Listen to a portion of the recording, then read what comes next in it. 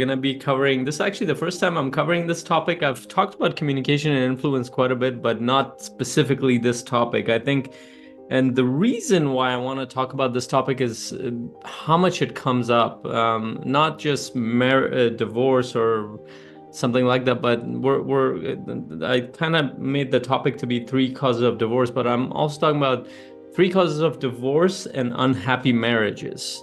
And that also applies to unhappy relationships, long-term relationships in general. So it doesn't have to be an official marriage, but if you are in a long-term relationship, intimate relationship, this will apply to you. And why is this important in our community? I mean, the reason why it is, one, the biggest thing that I get to cover in my sessions is actually challenges between husband and wife. And that affects business more than probably any other factor. It's very interesting that it happens, is that people don't realize how much of their success, quality of life, and progress is dependent on the person that they choose to spend their life with, positive or negative. And there are actually, and I'll talk about where I'm coming from. I mean, I'm coming from being in a relationship for 15 years, so I'm not just speaking theory here. I've been at the brink of divorce many times, and it's been incredibly difficult. It hasn't been easy. Marriage is not hard. Marriage is not easy. It's hard. It takes work. It's actually quite a bit of work to maintain a marriage and be happy in a marriage, especially in the world that we're in, because pretty much every force out in the world seems like it's kind of forcing people to be on the individual side. So a lot of the traditional values of marriage is kind of slowly, hopefully not disappeared, but in a lot of people's minds disappear. How I know this, whenever I talk to younger people, they are completely confused about what married life looks like, what a family structure looks like, because they've been brought up in a world where that's very different. Now, I don't have judgments one way or another. I do prefer traditional relationships in the sense that I'm devoted to one person in my life, and I have kids, and I have a traditional life. I've also spent quite a bit of time working with clients as a couples coach too. I've also spent a lot of time listening to my clients for the past 10 years talk about their challenges. Most of their challenges are relationship related. This will also help you with your business partnerships. This will also help you with people in general, because the same principles apply. So what are the three major causes of divorce and unhappy marriages? The first, actually, I'll share all three, and I'll share that all three of them are very important, but there will be a key differences I want to share that you don't hear a lot outside, and I want to share examples of how I hear it. So it'll help you. So there are three areas. There's communication, financial difficulties, and intimacy. So of course, lack of communication, financial stress or difficulties, and lack of intimacy. And you might think, okay, well, yeah, those are big things, but they couldn't be the three biggest causes. I'm pretty sure that those are the three biggest causes, because that's what people constantly talk about whenever they have challenges. The first one, and then I want to go into intimacy, the last one, which is very key, but actually people don't realize what that means in their day-to-day when they start thinking about it. So stay for the third one. The communication piece is interesting.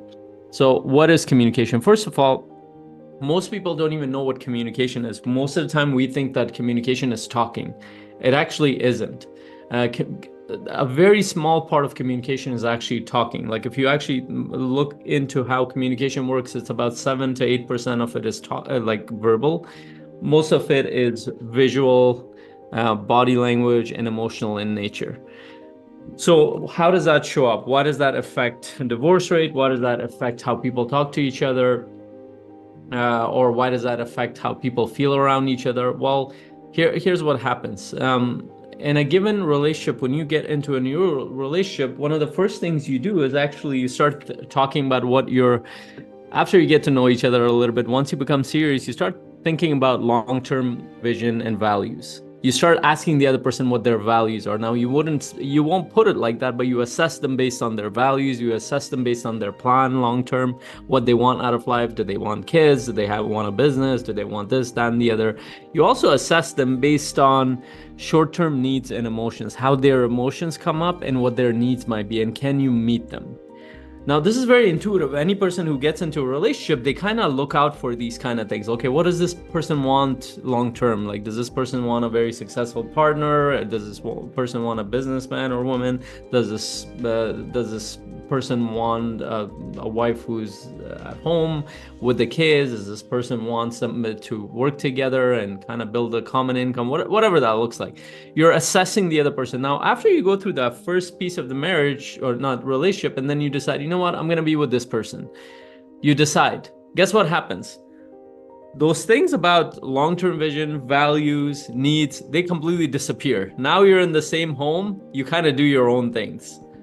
And that's kind of the story of marriage in North America, and maybe even in Europe, but more so North America, I would say.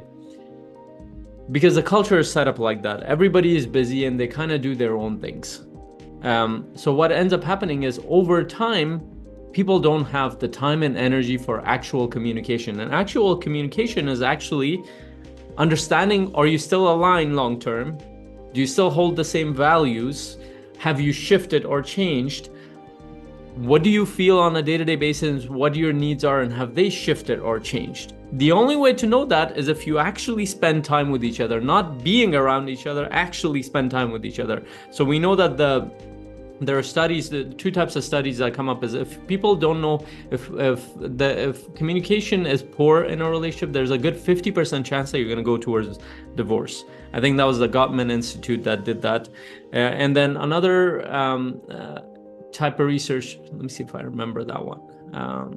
Did I write it here?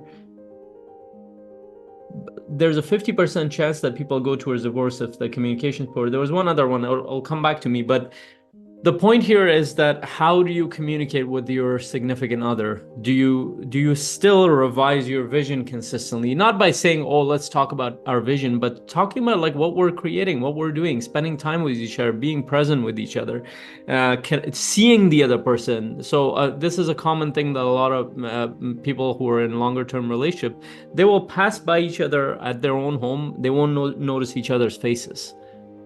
They won't notice what they're feeling. So what ends up happening is that this person feels like they're not feeling seen or heard. And so what do? They go to somebody else for that need. Where do they get that? They get it from some friend, or infidelity might come into the picture if that continues long enough. Kids play a big part, by the way. I'm not saying kids are the cause of divorce, but when kids come in, they take a lot of your attention. So, and that could be the same for business. If you're starting a business, that takes a lot of your attention. So what ends up happening is that a lot of your attention goes in one place, whether it's towards kids or business or whatever it might be. And the kind of touch points you used to have with your significant other, that disappears. Life change. And while that's happening, they're changing. That person is changing, and you don't know who this person is anymore. They have new thoughts, they have new emotions, or they have different nuances in their emotions and thoughts. They're learning different about life, but you don't know them. All you know is, oh, how was your day today? Great. You're kind of partially listening to that, and then you move on to your own thing. That will break down relationships. So again, as a revision, communication is not just verbal. It has to do with facial structure, body language, how people are feeling. If you're not noticing those things, you're not connected and you're not communicating with each other. That's an important piece. If you're not revising your vision, your long-term plan, your values consistently as they're growing, expanding, because if you're a growing person, I'll bet that you're creating more of an understanding of what it means for you to live in this world. You're learning more about yourself. You're learning more about the world around you. You're learning more about the people. So if you're not updating each other, you don't know each other after a while. And if you have a major thing come into the picture, like a child or multiple children or a business, and you're not connecting with each other at least once a week, if not more, which means that all the distractions away, you're sitting down with each other and dealing with the issues and challenges and all that stuff that's coming up. And here's one of the things that I hear from couples a lot of times when I'm working with couples who've been together 16, 20 years, a lot of times they think that they know each other, but when I ask them to humor me, let me ask you a few questions. Usually they only know their surface behavior, like their habits. But what they don't know is they don't know their desires for life. They don't know their needs. They don't know their challenges they're going through. They don't know the pain that they're going through in their life. They don't know their struggles. They don't know any of that stuff, yet they're the closest person to them. So there's no way there's communication can happen if you don't know enough about the person. And there are a couple of models I need you to look into when it comes to communication if you're listening to this. One is called Nonviolent Communication by Dr.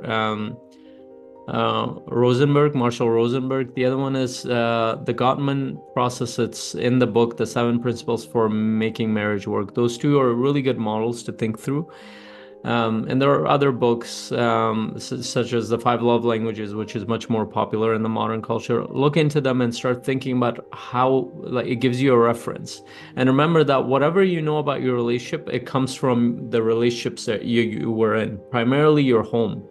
However you were in your home as a child is what you've kind of modeled for your relationship to be. Most people who go to therapy or coaching, when they're asked, why do you behave like that? They usually, well, my parents talk like that.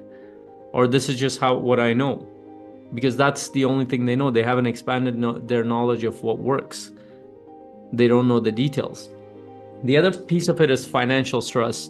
By the way, people who have financial stress, financial difficulties, I've gone through this as well. It makes marriage very dicey.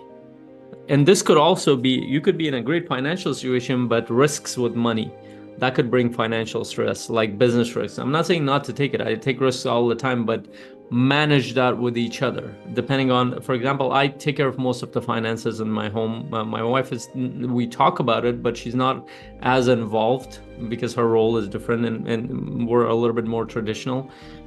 But I know that when I'm taking risks, that can put a strain on us.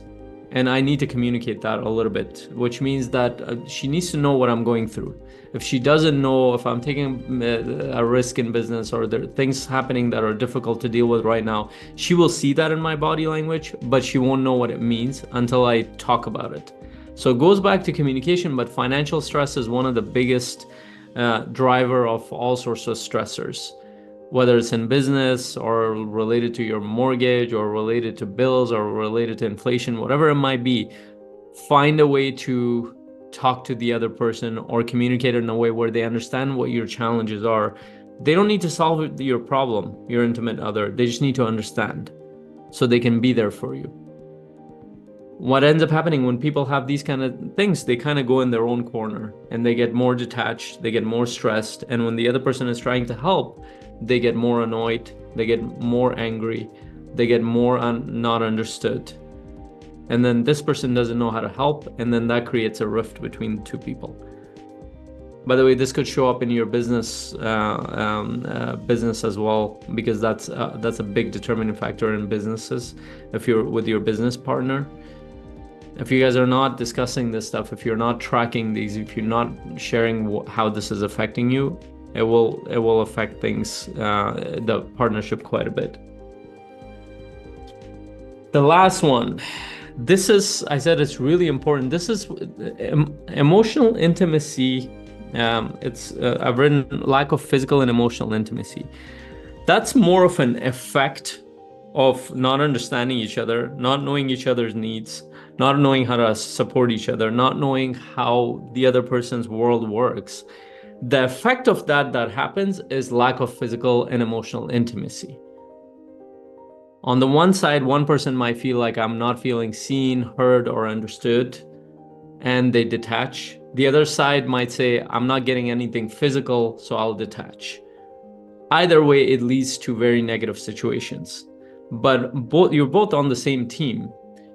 So with the physical and emotional intimacy, it's more of an effect. What happens is if there's not communication, if there's not engagement, there's no presence, if there's no understanding, if the values are not aligned, if the vision is not aligned, if we're not talking about each other's needs consistently, if there are financial hardships, what happens? Intimacy goes down. And you think that you need to solve for intimacy. Most of the time, you don't need to solve for intimacy. You need to solve for understanding each other and being on the same page and understanding what you guys are building together. And if that's consistently revised, not just building it every week, that's why I said in the beginning, marriage is work. That means you need to set aside, just like you set aside time for your business, you're setting aside time to be with your partner. For example, for us, Sundays are our time where the kids go away. It's just us for at least 4 to 6, 7 hours. Whether we go for coffee, stay at home, or do something adventurous, we'll do that. And maybe once a month or once every other month, we'll get like a couple of days together. Especially if you have young kids, that's important, but that's important at any stage of life. Now, I know this because I ask people, when was the last time you guys got together, focused, without your phones, without distractions, without other people? They will say maybe every other month. That's a maybe. Sometimes for a whole quarter, nope, they haven't sat down and spent time. Other than the day-to-day, how was your day? That's not enough. That will not help you. Think back to when you were dating, when you were getting to know each other. How much of an interest you had in each other's lives? How curious you were to know what you were involved in, how supportive you were.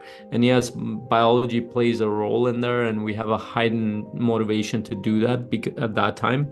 But the key to what I've seen, based on what I've studied and what I've learned, is to keep marriage alive and happy, is to connect and deal with difficulties and challenges. And to wrap all this up, this is the key of it. Most people, and this goes back to what's modeled to us, most people avoid conflict in relationships. I had this thought in my head that if I get into a conflict, that's a negative thing. Or if I got into a fight or a yelling match, that was a problem in my marriage. So I avoided it like death for the first 5 years of my marriage, 5 to 6, 7 years, something like that. That didn't help me a lot at all. In fact, if you see married couples who don't fight at all, that's a red flag. I'm not joking. It sounds like a joke, but that's a red flag, because you're talking about two individual beings who think differently, who feel differently, who have different needs. They need a certain period of time to make sense of that. And life is very complex.